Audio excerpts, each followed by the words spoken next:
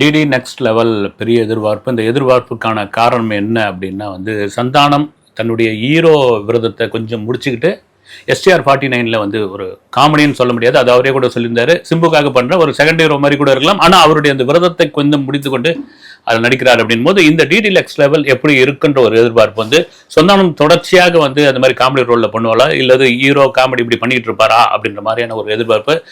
விஜய் இது ஜனநாயகன் கடைசி படம் போது அந்த படத்துக்கு இப்படி ஒரு எதிர்பார்ப்பு இருக்குமோ அப்படிலாம் நீங்கள் நினைக்க வேணாம். ஓகே ரைட்டு, ரொம்ப இது பண்ண வேணாம், படத்துக்குள்ளே போவோம். ஏன்னா கிட்டத்தட்ட டிடி நெக்ஸ்ட் லெவல் வந்து நிறைய ப்ரொமோஷன், நிறைய பேச்சு.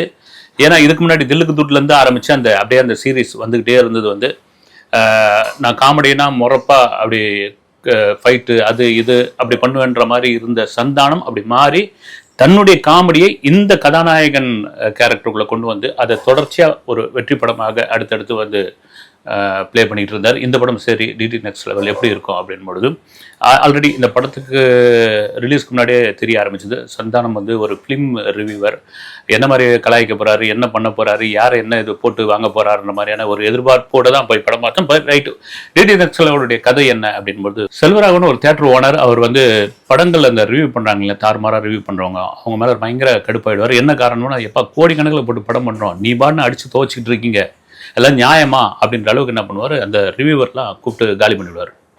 ஒரு கட்டத்துக்கு அப்புறம் செல்வராகவனை காலி பண்ணிடுவாங்க, அவர் பேயா மாறிடுவார். பேயா மாறி அவர் என்ன பண்ணுவார், ஒரு பாடநிஞ்ச தேட்டர் ஒன்று இருக்கும், அந்த தேட்டரில் ரிவ்யூவர்ஸ்லாம் வந்து இன்வைட் பண்ணுவார், வாங்க வந்து படம் பாருங்க அப்படின்னு, அதுவும் ஃபேமிலி ஷோ இருக்குது வாங்க அப்படின்னு. அது மாதிரியான ஒரு இன்வைட் வந்து சந்தானத்துக்கு வரும், அது ஃபேமிலியோட வர மாதிரி ஒரு இன்வைட் வரும். சரி, சந்தானம் போய் அந்த தேட்டர் எப்படி இருக்குதுன்னு போய் பார்க்க போனால் அது ஒரு பழஞ்ச தேட்டராக இருக்கும். வந்து என்னையா அது உண்மையிலேயே வந்து இதில் வந்து ரிவ்யூ பண்ணுறதுக்கு படம் பார்க்கறதுக்கு கூப்பிட்றாங்களா இல்லை யாராவது கலாய்க்கிறாங்களா என்ன இது அப்படின்னு சொல்லிட்டு இருக்கும்பொழுது நினச்சிட்டு இருக்கும்போது இந்த ஃபேமிலியெல்லாம் மொத்தமாக கலைஞர் போய் உள்ளே போயிடுவாங்க. உள்ளே போயிட்டோன்னே என்ன ஆச்சோ ஏதோ ஆச்சுண்டு அவர் உள்ளே போவார். உள்ளே போன பிறகு தான் ஒரு வித்தியாசமான முயற்சி வந்து, ஏன்னா இந்த ரிவ்யூ போன சந்தானம் அந்த ஃபேமிலி எல்லாரையும் வந்து ஒரு படத்துக்குள்ளே தள்ளி விட்டுறாரு செல்வராகவன். அந்த படத்திற்குள் இருக்கிறவங்க ஒவ்வொரு லேயராக வந்து அடுத்தடுத்த கட்டமாக ஒரு 5 கட்டத்தை தாண்டி அவங்க உயிரோடு இருந்தால் தப்பிச்சு ஓடியாந்துடலாம், இல்லைன்னா காலி மவனே அப்படின்ற ஒரு விஷயம்.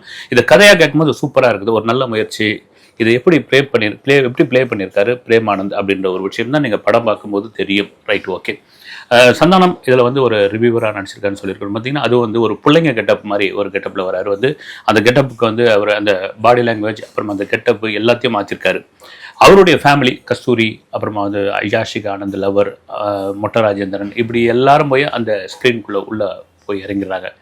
இறங்கின பிறகு என்ன நடக்குது, என்ன ஆச்சு அப்படின்ற ஒரு பரபரப்பு சுவாரஸ்யம் தான் படம் அப்படின்னு. ஓகே, இதுக்கு முன்னாடி வந்த அந்த சந்தானம் படங்களில் பார்த்திங்கன்னா சின்ன சின்ன பஞ்சு கவுண்டர் இதெல்லாம் சேர்ந்து ஒவ்வொரு கேரக்டருக்கும் ஒவ்வொரு விதமாக வந்து ஒரு விஷயம் சொல்லியிருப்பார். வந்து நீங்கள் முக்கியமாக பார்த்தீங்கன்னா லொலுசபா மாறன்லாம் போகிற போக்கில் வந்து அடிச்சு தூள் கலப்பிட்டே போவார். வந்து ஒவ்வொரு கேரக்டர் அதே மாதிரி வந்து அந்த லொலுசபா அந்த டீமு சந்தான டீமோடைய பெரிய பலமே அதுதான். இந்த படத்துக்குள்ளே அப்படி என்ன நடக்குது அப்படின்ற பொழுது பார்த்திங்கன்னா ஃபர்ஸ்ட் ஹாஃப் அப்படியே ஒரு மாதிரி போயிட்டு கொஞ்சம் இடைவேளை வரைக்கும் அப்படி நிறுத்திடுறாங்க. இடைவேளைக்கு அப்புறம் என்ன பண்ணுறதுன்னு தெரியாத ஒரு சூழ்நிலை இந்த படத்துக்குள்ளே ஏற்படுது. வந்து ஏன்னா ஒட்டுமொத்தமாக எல்லாருடைய கவனமும் சந்தானம் மேலே இருக்கிறதுனால அவர் என்ன செய்ய போகிறார் அப்படின்ற ஒரு விஷயம்தான் பெரிய விஷயமா இருக்குது. இதை ஒரு கதைக்களமாக எடுத்து பார்க்கும்போது ஓகே, நல்ல முயற்சி. திரும்ப சொல்கிறது என்னென்னா நல்ல முயற்சி வந்து. ஆனால் இந்த படத்தில் பாசிட்டிவ் அப்படின்ற ஒரு விஷயம் என்ன அப்படின்போது டெக்னிக்கலாக இந்த படம் சூப்பராக இருக்குது. டெக்னிக்கலாக சூப்பராக இருக்குது. இந்த படத்துடைய இந்த கதை நாட் வந்து எடுத்துக்கிட்ட விதம் வந்து நல்லா இருக்குது. அதை தாண்டி நீங்கள் ஆர்டிஸ்ட் கூட செலெக்ஷன் கூட எனக்கு பார்த்தீங்கன்னா கஸ்தூரி அம்மாவாக நடிக்கிறாங்களே சந்தானத்துக்கு எது அப்படின்னு அப்போ கொஞ்ச நேரம் தான் வராங்க. அதுக்கப்புறம் பார்த்தீங்கன்னா கஸ்தூரியுடைய அந்த ட்ரெஸ்ஸிங் இதெல்லாம் வேறு விதமாக இருக்குது. நீங்கள் படம் பார்த்துட்டா தெரிஞ்சுக்கலாம். வந்து இந்த மாதிரியான கேரக்டர் நல்லா இருக்குது. அதை தாண்டி சுவாரஸ்யம்ன்ற ஒரு விஷயம் இருக்கு இல்லைங்களா, அது ரொம்ப ரொம்ப ரொம்ப முக்கியமான ஒரு விஷயம். அது ஆடியன்ஸை ஒரு 2 மணி நேரம் 30 நிமிஷம் இல்லை 2 மணி நேரம் 15 நிமிஷம் ஏதோ 2 மணி நேரத்துக்கு மேலே ஒரு ஆடியன்ஸை எங்கேஜாக உட்கார வைக்கணும். அதுவும் இது மாதிரியான ஒரு காமெடி கலந்த ஒரு படத்தில் வந்து நீங்கள் அடுத்தடுத்த ஆடியன்ஸ் வந்து சிரிச்சுக்கிட்டே இருக்கணும். இன்றைக்கி தமிழ் சினிமாவில் மிக மிக மிக மிக குறைவான ஒரு விஷயம் வந்து காமெடி. நீங்கள் எங்கே திரும்பினாலும் ரத்தம் இது ஆச்சா போச்சான்னு இல்லை, காமெடிக்கு பெரிய காமெடியன்களே எங்கள் தமிழ் சினிமாவில் இல்லை. அதை தாண்டி முழுக்க முழுக்க ஒரு காமெடி படம் அது சந்தானத்தோடைய படம். இதுக்கு முன்னாடி எடுத்த அந்த சீரீஸ்லாம் ஹிட்டு அப்படின்ற பொழுது இந்த படத்துக்கான எதிர்பார்ப்பு காமெடியில் ஏங்க இப்படி கோட்டை விட்டார் அப்படின்ற ஒரு கேள்வி இருக்குது. இதெல்லாம் தாண்டி படத்துடைய இன்னொரு விஷயம் என்னென்னா, ஒரு ஸ்க்ரீன் ப்ளே, ஒரு நேர்த்தியாக போக வேண்டிய ஸ்க்ரீன் ப்ளே அங்கங்கே கொஞ்சம் கொஞ்சம் ஜம்ப் அடிக்குது. இதெல்லாம் தாண்டி படத்தில் என்னென்னா, இதை தாண்டி வந்து காமெடி ஒர்க் அவுட் ஆன இடம் அப்படின்ற ஒரு விஷயம், ஒரு சீன் மட்டும் நான் மொத்த படத்தையும் சொல்ல வந்து, சந்தானம் வந்து அப்படி நின்றுக்கிட்டு ஒரு கேரக்டரை பேசிக்கிட்டே இருப்பார். அந்த கேரக்டர் வந்து என்னென்ன லாங்குவேஜில் பேசிக்கிட்டே இருக்கும்பொழுது அவர் கீழே பார்த்துட்டு அதுக்கு பதில் சொல்லிட்டு இருப்பார்.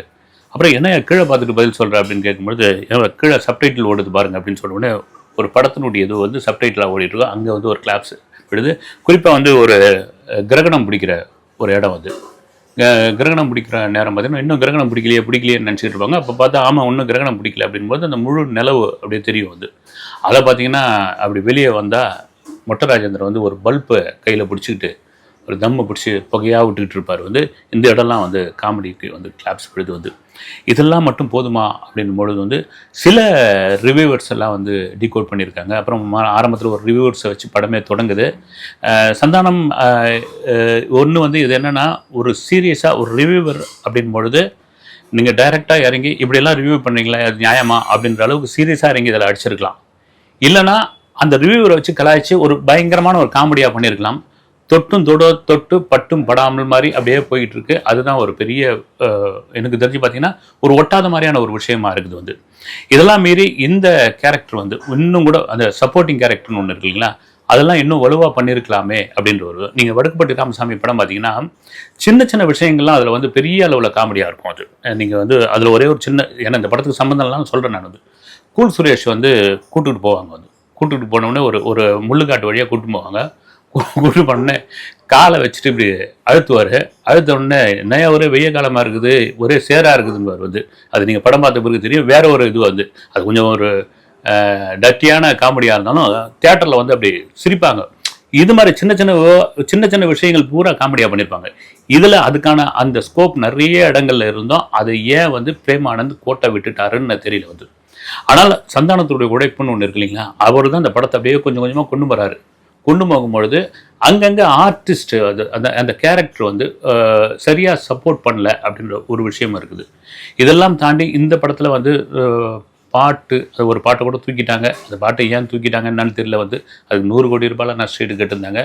அந்த பாடல்கள் இன்னும் கூட சூப்பராக இருந்திருக்காங்க. குறிப்பாக வந்து இந்த உயிரின் உயிரே, அது நிறைய பேர் வந்து இந்த ஏங்க எப்படி இருந்த மனுஷன் இந்த கௌதம் மேனன் வந்து, அவருக்கு என்னங்க அவருடைய கடன்லாம் எவ்வளோன்ற மாதிரியெல்லாம் வந்து கமெண்ட்ஸ்லாம் கேட்டிருந்தாங்க வந்து. அந்த கடன்லாம் நாங்கள் அடைக்கிறோம் அப்படின்னு சந்தானத்தை கூட நிறைய ப்ரெஸ் மீட்லாம் கேட்டிருந்தாங்க வந்து. இப்படி பண்ணிட்டீங்களே நீங்கன்னு. இல்லை அதை காமிச்சது ஒரு பிட்டு தாங்க, நீங்கள் படமாக பார்க்கும்போது தெரியும் அப்படின்னு.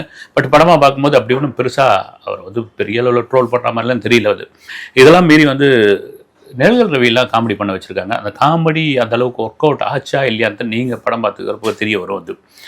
பொதுவாக வந்து ஒரு இன்டர்வியூ ஒன்று பார்த்தேன் சந்தானத்தில் வந்து. நான் வந்து ஒரு படம் நடிக்கும் போது இந்த ஃபர்ஸ்ட் ஷாட் வைக்கும் பொழுதே இந்த படம் ஓடுமா ஓடாதா அப்படின்னு நான் முடிவு பண்ணிவிடுவேன்.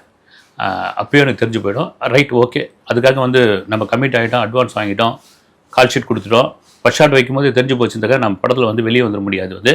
ரைட்டு, ஓகே, நடிப்போம் அப்படின்னு நடிக்கிறது தான் வந்து. அது மாதிரி நிறைய சம்பவங்கள்லாம் நடந்திருக்குன்றாரு. அது இந்த படத்துக்கு எப்படி ஒர்க் அவுட், அது இந்த படத்துக்கு எப்படி அது சரியாக வரும்ன்றத வந்து நீங்கள் பார்த்துங்க. இதெல்லாம் மீறி நான் அடிக்கடி சொல்கிற ஒரு விஷயம் என்னன்னா வந்து, திரும்பவும் சொல்கிறேன் வந்து, ஓடாத படத்தை எந்த ரிவ்யூவராலும் ஓட வைக்கவே முடியாது வந்து. இந்த படம் ஓடும் அப்படின்னு முடிவு பண்ணிட்டா அதை வந்து அந்த ரிவ்யூவரால், மீடியாக்களால் இன்னும் கொஞ்சம் பூஸ்ட் பண்ணி ஓட வைக்க முடியும். இதுதான் உண்மை வந்து. சரி, இப்போ என்னையா சொல்ல வர நீ வந்து டிடி ரிட்டர்ன்ஸ் நல்லா இருக்கா நல்லா இல்லையா அப்படின்னு சொல்ல வரும்பொழுது வந்து பெரிய எதிர்பார்ப்புன்ற ஒரு விஷயம் இருக்கு இல்லைங்களா, அது ரொம்ப முக்கியமான விஷயம். அதை தாண்டி வந்து இன்றைக்கி காமெடி அப்படின்ற ஒரு விஷயம் வந்து, இன்றைக்கி ஒரு தியேட்டருக்கு போகிறோம், ஒரு 2 மணி நேரம் கலகலன்னு சிரிச்சுட்டு வரோம். அந்த சிரிச்சுட்டு அந்த கொடுத்த காசு இருக்குது இல்லைங்களா, வீட்டுக்கு வர வரைக்கும் அதை சிரிச்சுட்டு மகிழ்ச்சியாக இருக்கிற ஒரு விஷயம். ஏன்னா வெளியே வாழ்க்கை வந்து அவ்வளோ ட்ராஜடியாக இருக்கும்போது ஒரு சினிமாவுக்குள், ஒரு தியேட்டருக்குள் ஒரு 2 மணி நேரம் ஒரு ஜாலியாக இருக்கிற ஒரு விஷயத்து வந்து இந்த படம் நிறைவு செய்ததா இல்லையா என்பதை மக்கள் தான் முடிவு செய்ய வேண்டும். அடுத்த வீடியோவில் சந்திக்கிறேன். நன்றி.